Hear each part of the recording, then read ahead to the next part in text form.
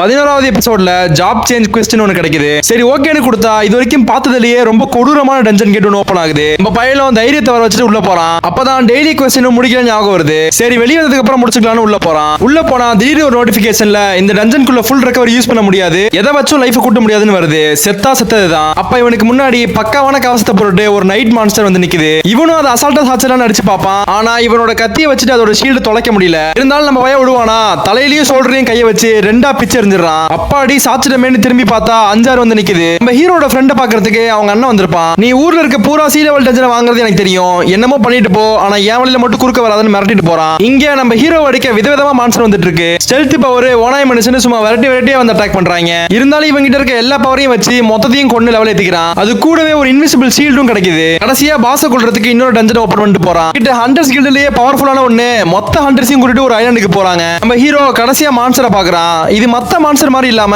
S level Hunter மாதிரி கொடூரமா attack பண்ணுது. ஒரு கட்டத்துல அவனை வச்சு பரோட்டாக்கு மாவு பேசுற மாதிரி பொளந்தெடுக்க வழி தாங்க முடியாம உட்கார்ந்துடுறான். அந்த சந்தர்ப்பத்தை வச்சு சரிச்சிடலான்னு கத்தி எடுத்து கழுத்திலே போட வர அப்பதான் நம்ம பயலுக்கு வெறி வந்து அந்த புறம்போக்கு போட்டு புரட்டி எடுக்கிறான். ஒரு கட்டத்துல கத்தியை கண்ணு வழியா ஏத்தி கபாலத்திலே குத்தி அதை கொண்டுடுறான். ஆசை கொண்டதுக்கு எஸ் லெவல் ஹெல்மெட் அவனுக்கு ரிவார்டா கிடைக்குது. ஆனா இவன் லஞ்சன் க்ளோஸ் ஆகாம சாகர வரைக்கும் சண்டை போட்டே சாகடா சங்குன்னு டைமர் ஆன் பண்ணி விட்டுட்டு மொத்த பழி இறக்கி விட்டுருது. நம்ம பையன் செத்துருவானா உயிரோட இருப்பானான்னு கமெண்ட்ல சொல்லிட்டு லைக்கையும் சப்ஸ்கிரைபையும் தட்டி விட்டு போயிருங்க.